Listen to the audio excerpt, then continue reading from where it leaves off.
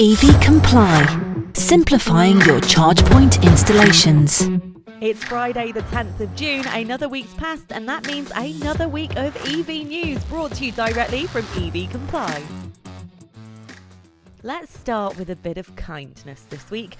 The Hyundai Ioniq 5 have powered an electric acts of kindness campaign on social media. So Hyundai Motor UK has launched an innovative social campaign using the Ioniq 5's V2L technology to create an act of kindness that supports the brand vision of progress for humanity. Now, during May, Hyundai ran a public vote where social users could select one of three acts designed to showcase the technology of Ioniq 5. Now, following the vote, Electric Acts of Kindness was created by InOcean UK with a focus on conveying vehicle to load and how Ioniq 5 can be used to power a diverse selection of electric items and lifestyles. So 2 films were created with street performers. So basically you can go and watch the video on our social media, but it's just showing how the car can lend its battery for other things, and it helps to power up a full rig for a street artist to perform to make their set better.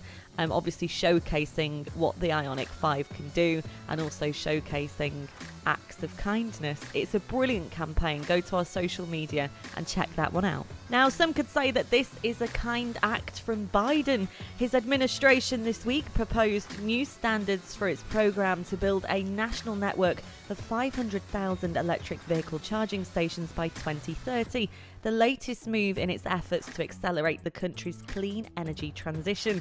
Biden's officials said the proposal on minimum standards will help establish the groundwork for states to build charging station projects that are accessible to all drivers regardless of the location, EV brand or the charging company. Electrifying the transportation sector, one of the largest contributors to the US greenhouse gas emissions, is critical to mitigating climate change. The administration has touted EVs as more affordable for Americans than gas-powered cars and has set a goal of 50% electric vehicle sales by 2030. Speaking of America, Tesla is running away with the luxury sales crown through April, and it's also dominating the US for EVs overall. Quickly followed though by Ford, Kia and Hyundai for top mainstream EV registrations. Other car brand news this week coming from GM. So just as it was phasing the Bolt EUV in, which was supposed to majorly boost sales, GM ran into a huge problem, and that problem has been fires.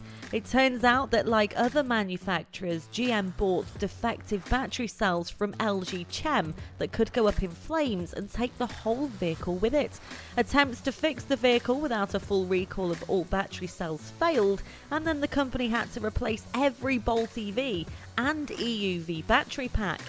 News last week of the Bolt EV and Bolt EUV's 2023 pricing got a lot of attention in the media. While it's a pretty steep price cut they've placed, most don't know that it's not actually as big as some of the factory incentives that we've seen for the vehicle before.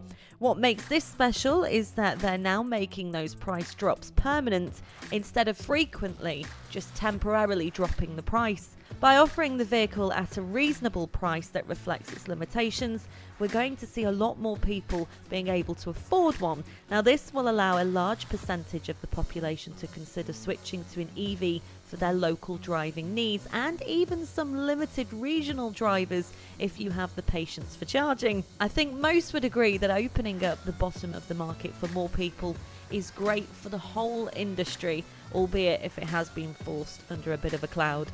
During an online global premiere yesterday, solar EV startup Lightyear unveiled the final production-ready design of its first vehicle, the Lightyear Zero, now formerly known as the Lightyear 1. After 6 years of development, the Lightyear Zero is available for order ahead of its first deliveries this autumn. Now, Lightyear is an EV startup based in the Netherlands that specialises in solar electric vehicles. Now, from early on, the company has promised a range of 450 miles on a single charge from its first vehicle. An ultra-efficient flagship SUV originally named the Lightyear 1.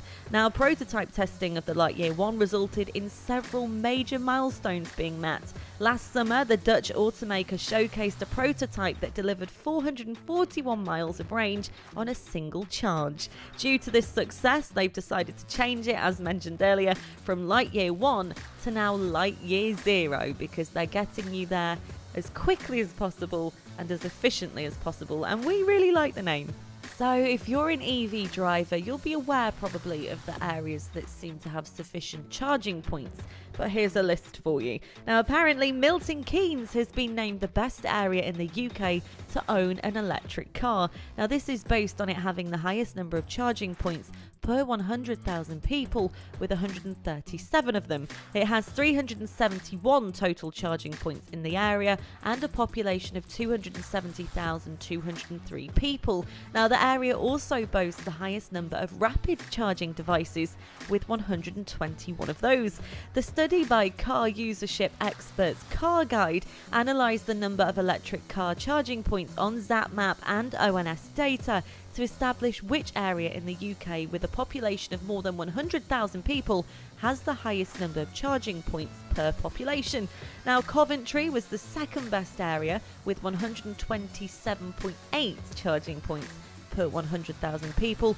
Brighton then ranked third as the best area to own an electric vehicle in the UK. The southern city has 117.9 charging devices per 100,000 people, as a result of 344 public charging devices and a population of 291,738.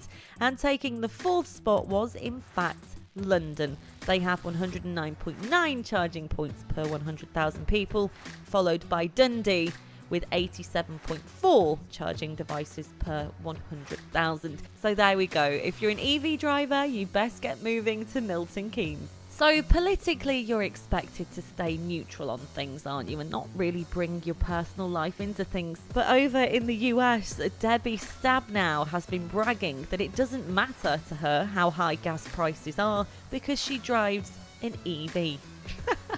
Now, we shouldn't laugh, but I suppose she's just being honest. Now, Debbie Stabenow said the record high gas prices don't matter to her because she has an electric vehicle, and she urges Americans to buy eco-friendly vehicles and decrease the reliability on greedy oil companies. Her comments came on the day the average price per gallon of gas in the US reached a new high of $4.92. In Michigan, the average sits higher at $5.17 per gallon. Now, that's according to the AA's tracker. On the issues of gas prices, after waiting for a longer time to have enough chips in the country to finally get my electric vehicle, she said, "I got it and drove it from Michigan to here this last weekend, and I went by every gas station and it didn't matter how high it was because, of course, I'm electric." Now, Debbie is being nothing but honest, but she has raised a few eyebrows with her statements. In other news this week, the EU petrol and diesel car sales ban will impact British manufacturers with the EV switch. A majority of members of the European Parliament voted to require automakers to cut carbon dioxide emissions by 100% by the middle of next decade. This would amount to a prohibition on the sales in the European Union of new cars powered by petrol or diesel. The measures passed by 339 votes to 249, with 24 declines to vote. At the vote in Strasbourg, France on Wednesday evening, the largest group of lawmakers in the Parliament, the European People's Party, had attempted to promote a compromise which would have diluted proposals and allowed sales of hybrids to continue. Another amendment that was put forward by the Greens also failed, which would have brought the deadline forward to 2030. UK-founded Octopus Energy said it's aiming to take advantage of the high levels of smart meters in the country by using smart tech, and will offer heavily discounted night rates that are half the price of peak rates. It will also offer a separate off-peak rate that will be something in between. The company is majority owned by its British parent Octopus Group, with recent investment from Australia's Origin Energy and Japan's Tokyo Gas. Octopus local Chief Customer Officer Margaret Cooney said in a few months' time it will launch a plan specifically for EVs using smart technology developed by the company. If it means cheaper charging rates being available, I'm sure that's fine by us. Bold move this week from Fiat, as they've announced starting from July the 1st, their entire model range offered in the UK will be electric or electrified, with the automaker moving to sell only hybrids and EVs in this crucial market. The step is in line with the automaker's long-term plan to offer only EVs in all regions by the end of the decade, and it comes at a time of increased energy insecurities in Europe.